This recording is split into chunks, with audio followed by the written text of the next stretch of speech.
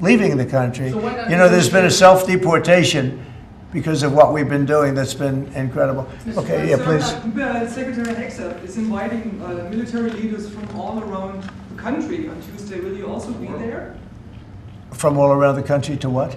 To Virginia. He's Virginia? inviting the generals and admirals to Virginia for a big meeting. They're not sure why. Well, I know, I love it. I mean, I think it's great. Let them be friendly. Let them be friendly with the generals and admirals from all over the world. Why, is there something, no, but is there something wrong with it? And what is it about? Will you be there personally as well? And what is it about? Well, I'll be there if they want me, but why is that such a big deal? I mean, the fact that we're getting along with the generals and admirals from all, remember, I'm the president of peace.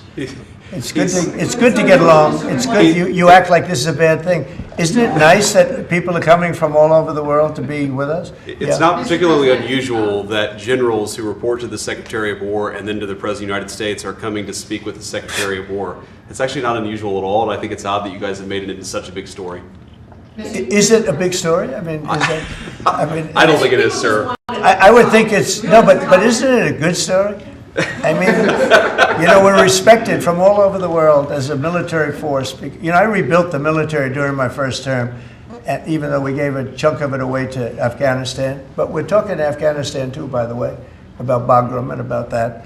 But that's a very small amount compared to what we rebuilt it by. But I rebuilt the military, and we're very respected. We have the strongest military anywhere in the world without question. We have the greatest equipment in the world. We're selling the equipment to other countries.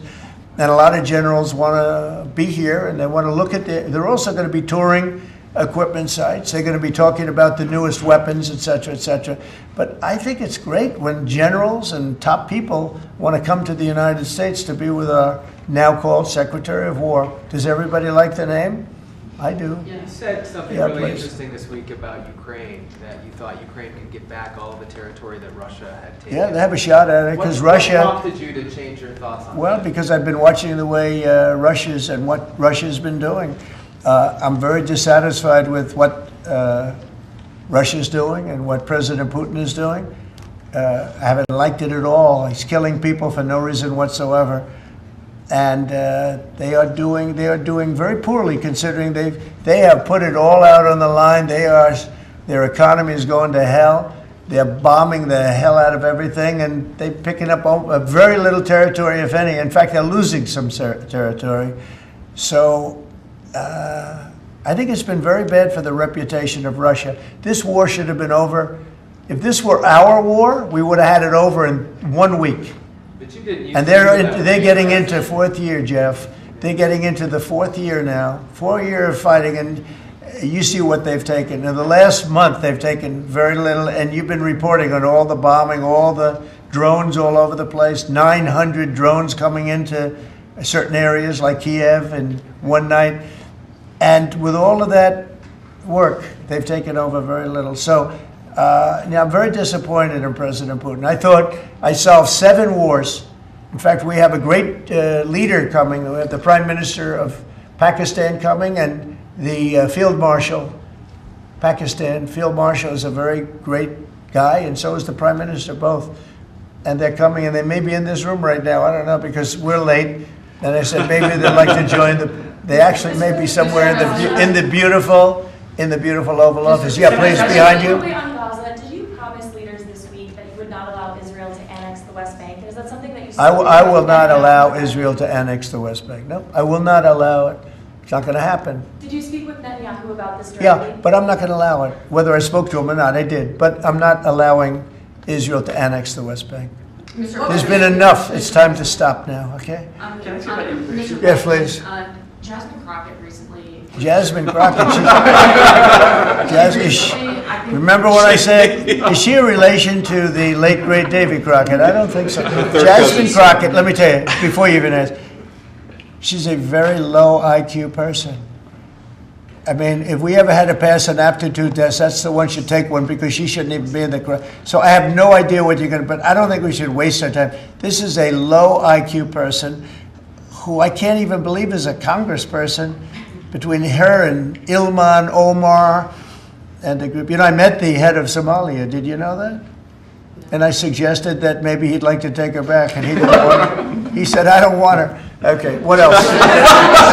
Go ahead. Let's hear what Crockett said. Go ahead. She compared ICE raids to slave patrol. I want to ask you. To slave? To slave patrol. I want to ask you if you think that there should be consequences for members of Congress who make these types of comparisons or use this Yeah, type of language. well, I think she's gone over the line, and I think a lot of the people, look, the Democrats have become radical left lunatics. They have policies that nobody's going to buy, and I see what's going on in New York. We're going to have perhaps a communist mayor because it's split up. If the people would get together and have one candidate, they'd have, I think, a pretty good chance. But it looks like maybe they're not going to do that.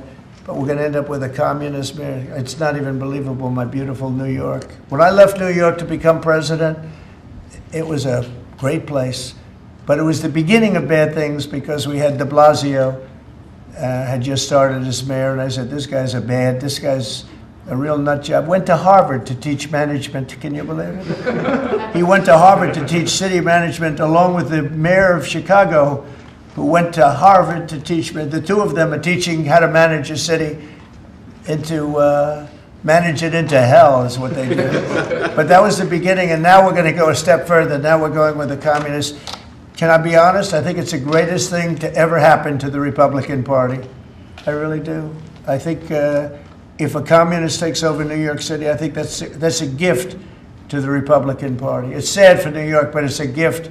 And New York will recover because sometimes you need a shock like that to straighten you out. So you don't But it's politically, it's probably a very good thing. Mr. President, can I ask you about immigration, crime, and the World Cup, actually? So That's a lot of. you have a number of cities that are pushing back against your immigration deportation move, as well as your crime initiatives. Some of those cities. I don't think they're very much But pushing some of those back at all. cities have World Cup games. Yeah. Seattle, San Francisco. They're going to be very secure. But could those games move if they don't cooperate with your crime push? Well, that's an and with your interesting, I immigration guess, push? but we're going to make sure they're safe.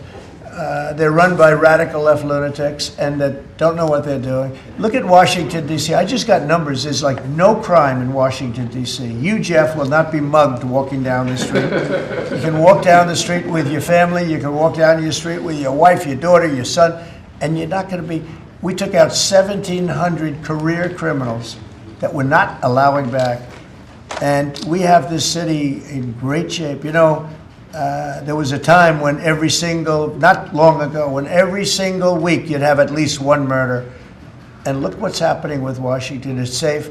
I went to dinner in Washington just to prove a point. I gave a press conference in the middle of a street. I wouldn't say Secret Service was thrilled, but I did it, and here I am. Look, Washington, D.C. is such a great example of what can be done. We did it in 12 days. We made it very safe in 12 days, and now it's much safer than that. One other thing, I drove around Washington over the weekend, and I said, look at the difference. The grass looked great. Everything looked great. We had a lot of our National Guard, and we didn't ask them to do it. They did it themselves. They're proud. They're great. And they were picking up paper. They were cleaning. The place looked really beautiful. So we have a great Washington, D.C. We, as you probably know, we're going into Memphis, and we're going into some other cities, and very soon we're going to go into Chicago. It will be safe for the World Cup. If I think it isn't safe, we'll move it into a different city. Absolutely, we'll take the world. If I think it's not, it's actually a very fair question. If I think it's not safe, we're going to move it out of that city. If, like the governor of Illinois, who is, look, between last week and the week before, 11 murders, and 38 people were shot. Then he gets up and he says, this is a very safe, and then he says crime is better. The reason crime is better is because Cash put, about 5 months ago, a whole team of FBI people there to get ready for when we go in, and they've lowered it a little bit, like 20-25%, which isn't good enough, but it's a good start. But that was only put there because they're preparing for us to go in. And they've done, by the way, they've done a good job. So then Pritzker gets up, we've lowered crime 25, it's because the FBI was there. So, no, if any city we think is going to be even a little bit dangerous for the World Cup, or for the Olympics, where they have Olympic overthrow, right? But for the World Cup in particular, because they're playing in so many cities, we won't allow it to we'll move it around a little bit. But I hope that's not going to happen, yeah. Mr. President, Director Patel this morning indicated that the shooter in Dallas had been using an app to track ICE. Does your administration have any plans to take down those apps or get them removed or any? Well, I can't tell you about that, but it tells you when they want to wear masks or they want to hide a little bit, why that's so important. But these are great patriots, the ICE, and what a tough job they have. What an unbelievably tough job they have. And think of it, what are they doing? They're taking hardcore criminals out of our country and putting them back. These were largely criminals that were given to us by Joe Biden and his group of radical maniacs that surrounded this desk, just like these people surround the desk now, but they're not maniacs, they're very solid people. Thank you, sir. I'm glad I prefaced. But they're great. We have a great cabinet, we have great people, and he didn't have great people. He had terrible people. Look at Afghanistan, look at the people he had running our military, that could happen. The most embarrassing day in the history of our country was Afghanistan.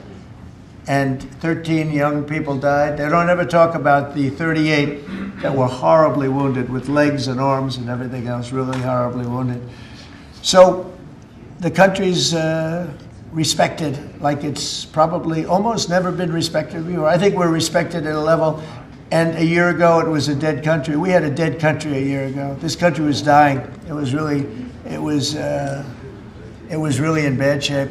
Let's talk about the next subject, can we? One of the most powerful deterrents we have to violent crime is the death penalty. As you said, your administration has taken bold, decisive steps to ensure that Washington, D.C. is once again a safe and secure city for its residents and all who visit.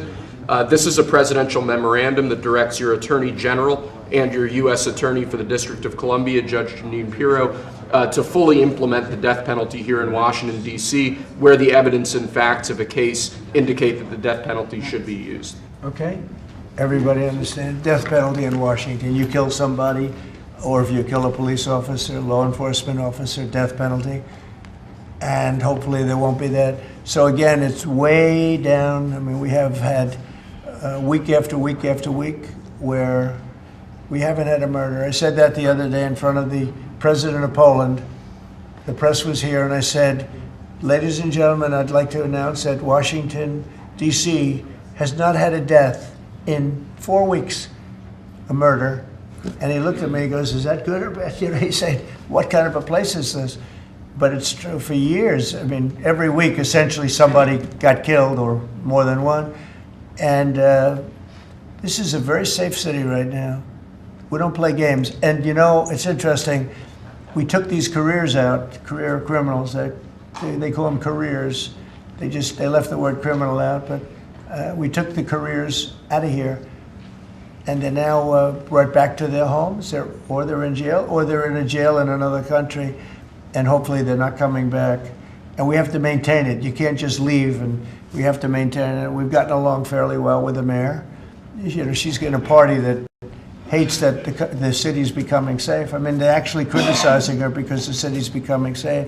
But this is becoming this is right now a very, very safe city. This went from the most unsafe city in the country to the safest city in the country. There's no city any safer. That's a pretty big achievement. And we really did it in 12 days. But if you add an extra week to it, that'd be nice. And I mean, you can go out to dinner. Restaurants are booming. You know, the restaurants were dead. They were dead. Even if you got to the restaurant, then somebody would come in and hold you up. You know, they'd hold up the whole restaurant. They go to Uber. Young ladies in the White House, they'd call Uber for protection. They'd run to the car because they were petrified to be from the entrance of their building to the car. Now they feel safe. They're in the car, and then the car gets hijacked while they're in the back of the car. This was what we were living in. We were living in hell. The people that work in the White House, every time they see me, young women in particular, say, thank you, sir.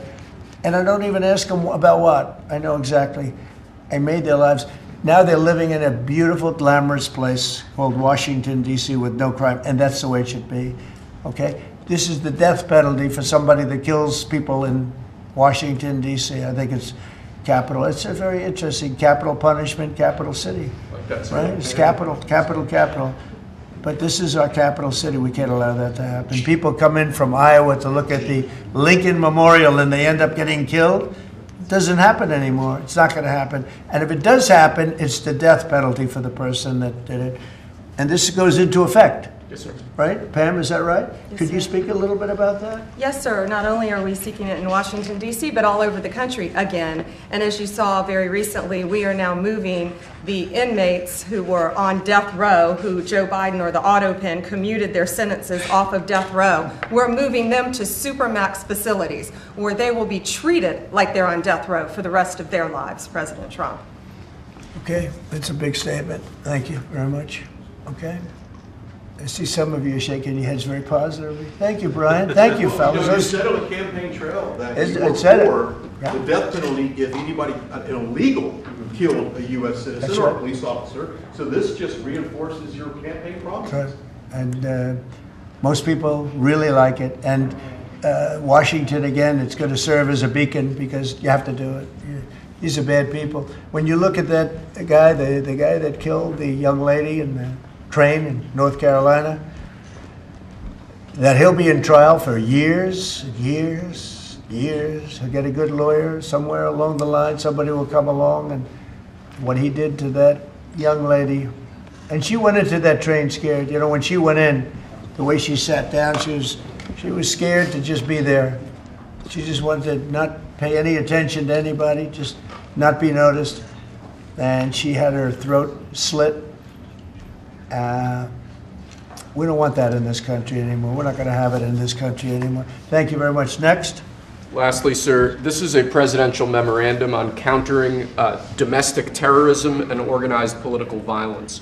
In recent weeks, months, and years, we've seen a tremendous upsurge in some highly visible, but also other acts of domestic terrorism and organized political violence being perpetrated by radical, politically motivated groups all over the country. What this presidential memorandum will do is set off an administration-wide response to that, ranging from the Joint Terrorism Task Forces to other components of the Department of Justice, to the Department of Homeland Security and the Department of Treasury. We're looking at interdicting these groups, preventing them from performing acts of violence, and also looking at sources of organization and funding and support that prop them up and allow them to do the acts that they have been doing. We're looking at the funders of a lot of these groups, and you know, when you see the signs, and they're all beautiful signs made professionally, these aren't your protesters that make the sign in their basement late in the evening because they really believe it. These are anarchists and agitators, professional anarchists and agitators, and they get hired by wealthy people, some of whom I know, I guess, you know, I probably know them. And you wouldn't know it. You're at dinner with them, everything's nice, and then you find out that they funded millions of dollars to these lunatics. Steve, could you say a couple of words? Yes, about Mr. it? President. This is a very historic and significant day. This is the first time in American history that there is an all-of-government effort to dismantle left-wing terrorism, to dismantle Antifa, to dismantle the organizations that have been carrying out these acts of political violence and terrorism. What we have seen, if you look at whether it be going back to the riots that started with Black Lives Matter and all the way through to the Antifa riots, the attacks on ICE officers, the doxing campaigns, and now the political assassinations, these are not lone, isolated events. This is part of an organized campaign of radical left terrorism.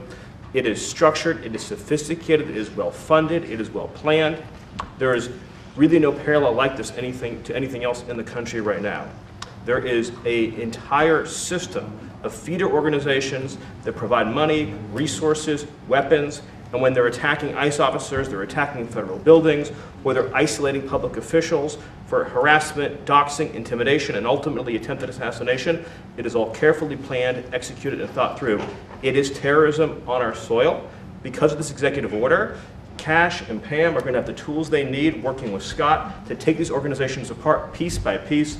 And the central hub of that effort is going to be the Joint Terrorism Task Force, or JTTF, which sits inside the Federal Bureau of Investigation. But for those at home who are worried about terrorism in this country, they need to understand, because of President Trump's strength, because of his vision, because of his leadership, we are now going to use the entire force of the federal government to uproot these organizations root and branch. And again, that's only possible because of President Trump and his leadership. Thank you, Steve. Cash, please. Yes, as Stephen was saying, Mr. President, thanks to your leadership, crime is going downward in a tremendous fashion, and that's what we want for every city in America. And the FBI's premier flagship enterprise, the Joint Terrorism Task Force, are honored to lead this initiative with our partners at Treasury and Homeland Security, because our citizens are being attacked by, as Stephen said, organized violence, and it's being paid for, not by them, by other people. So what we are going to do, combining forces as Scott and I have done in these last few months, is follow the money. People and organizations have collected funds and put them out into the streets of America and organized violence across our country. And thanks to your recognition of this and this executive order and the AG's leadership to lead out and prosecute these individuals, we are properly going to chase them down like the domestic terrorists that they are, and our streets and our communities are going to be safer because the JTTF and the FBI and Treasury and DHS and DOJ are going to combine forces like never before to root out this new evil that is perpetrating our criminal activities across our societies. And we are just so thankful for your leadership and recognition of it. It's not easy to do. Good job. Thank you very much, Who Pam. specifically do you want to target? What? Besides Antifa, is there a specific group or person you're targeting with this? Any organized group. Any organized Any group? organized group who are committing these crimes, and we're working with the Secretary of Treasury. You know what law enforcement has told us under President Trump's leadership? He's taken the handcuffs off law enforcement. They can do their jobs now, thanks to you, President Trump, and that's what's happening. And all of these agencies that Cash mentioned, we work hand in hand together. Our prosecutors were following the money with Treasury. We're working with Homeland Security. Cash's agents, all of our agents, DEA, ATF, U.S. Marshals, combined are working, and with state and local government, to take these people off the streets who are jeopardizing lives. Can I just illustrate this? So I was talking with Cash and Stephen about this a couple of days ago, sir. So I believe it was in Oregon where you had a federal building where there were men in black ski masks who were committing acts of violence, who were shutting down a government building. To the president's point, they don't come from nowhere. These are paid people. This is organized. They're committing acts of political terrorism on American soil. And it's time we had a government that looked out for the American people rather than the people who are committing violence against the American people. But Madam Attorney When you go out to Portland and you see what's happening in Portland, this is like nobody's ever seen anything like it. Every night, and this has gone on for years, they just burned the place down. And you know, the shop owners, most of them have left, but the few shops that are open, they just use plywood and just like 3/4-inch plywood. They don't put storefronts in because they know it's going to be burned down. These are professional agitators. Right. These are bad people, and they're paid a lot of money by rich people, some of whom we know. I'm sure I know some. I don't. If I knew, I wouldn't associate because I'll be in trouble. Because Pam will say, "Why are you associating with this person?" But I will tell you that these are bad people, and they're paying a lot of money, millions of dollars. But take a look at Portland sometime. These are crazy people, and they're trying to burn down buildings, including federal buildings. And on my list of things that I want to do before we finish up with the cities, because I think we're going to whip the cities back into shape, and we have to. We cannot let our cities, and that's a small example, but it's the most violent example. It's every night, and they've done it for years. You think maybe at some point they made their point, and what are they doing? But we're going to get out there, and we're going to do a pretty big number of those people in Portland that are doing that. They're professional agitators and anarchists. They're actually anarchists, yeah. Just so we Go ahead, why don't you Could defend? Let's see you defend them, Jeff. No, I'm not defending anyone. I just want, so that we can just explain this in our stories, could you name a couple? You don't explain it right, though, Jeff. Well, Go ahead, let's go. Maybe let's give you names. another chance. Go ahead. Antifa, Soros, Yeah. what names are we talking about? Well, Soros is a name certainly that I keep hearing. I don't know, but Soros is a name that I hear. I hear a lot of different names. I hear names of some pretty rich people that are radical left people. Maybe I hear about a guy named Reid Hoffman. Somebody's a pretty rich guy, I guess, and I hear about him. I don't know. Maybe could be him. Could be a lot of people. We hear the same names, but they're bad, and we're going to find out. And if they are funding these things, they're going to have some problems because they're agitators and they're anarchists. These are anarchists, really bad. Okay, yeah, please. Mr. General, can you, Mr. President, can you comment on Who you Mr. with? President, Who you with? I'm with the Center Square. Sarah Roderikovich is my name. Sarah, there's also, as you know, Antifa is not just a domestic terror, or now a domestic terror organization. It's also international. I know the Netherlands is looking at also designating them a terror organization. Right. Have you been working with your intel community and your DNI to possibly expand that to making them, designating Yes, them an we have. international terror Yeah, we have organization? been, yep. It's an international, in many cases, it is international. Mr. Yeah. On Antifa, if someone takes to the streets of America and says they're Antifa, what happens to them? What will happen to them? Well, I'd say the maximum under the law, and we'll see. Now, if they kill somebody, we just signed a death penalty, so it depends where it is, but if they kill somebody, which they do, I mean, people are dying. You go out to Portland, people die out there. Many people have died over the years in Portland. Portland is, I don't know how anybody lives there. It's amazing. But it's anarchy out there, and that's what they want. They want anarchy. Like when they attacked Seattle and took over a big percentage of the city, I was going to go out and we were going to do a big number. They heard that and everybody broke up all of a sudden. But you know, you have governors that have to run that, and a lot of them don't do that. I don't like to go in. I'd rather have Pritzker's support when we go into Chicago. But if we don't have it, that's okay too, because we're paramount, and we will do what we have to do. We're going to make Chicago safe. We're going to make we're going to make as many as we can, and usually that involves a surge. But what we did with, in the case of Chicago, by having the FBI go out there 5 or 6 months ago, we brought it down a little bit. You know, a little bit is 25%, so it's not so little, but it is when you're talking about the kind of crime and killings and murders that you hear in Chicago. But we're going to get it. Chicago's a great city. As the Union Pacific said, the head of the Union Pacific, who's a great guy, started off as a low-rung guy. He said he started in a caboose, and now he's the chairman of the Union Pacific. But he's a great guy. But he said, "Sir, don't lose Chicago." The way he said it, I said, boy, it really hit me. You know, here's a man that knows all the cities. The Union Pacific, I guess, is our largest railroad, and he knows all the cities. He's been doing it for 45 years, and he said, "Sir, don't lose Chicago." And the way he said that meant a lot to me, and we're going to go into Chicago very soon. We're going to take care of Memphis. We're going to take care of Memphis. You can't walk a block without getting shot. We're going to take care of that one, and just like we did Washington, D.C., and we're gonna do Chicago very soon. Yeah. Mr. President, we heard there could be an indictment on James Comey. Do you know if there is an indictment, or Madam Attorney General? I don't know. I know it's going on because I read the papers just like you do, right? So I don't know. Do you have anything to say about that? We can't comment on that. Yeah. Madam Attorney General, can you comment on a New York Times? Madam indicted? Attorney General, can you comment on a New York Times report saying that Justice Department officials have asked attorneys to target a George Soros-funded group? And is this executive order that you just signed a part of that effort? I'm not going to comment on whether there is or is not a pending investigation, but everything's on the table right now. I don't think anybody has to ask, because if you look at Soros, he's at the top of every. In fact, sometimes they say, could he be involved in this many things? But he's in every story that I read. Stories that I read keep talking about Soros, and so, you know, I guess he'd be a likely candidate. Thank you very much, everybody. Thank you very much. Thank you, guys. Thank you. Guys. Yep. Thank you. Thank you. Thanks, guys. Let's go. Let's go. Thank you. Thank you, guys. Let's go. Thank you, Press. Oh, hello. Thanks, guys. Thank you. Yes.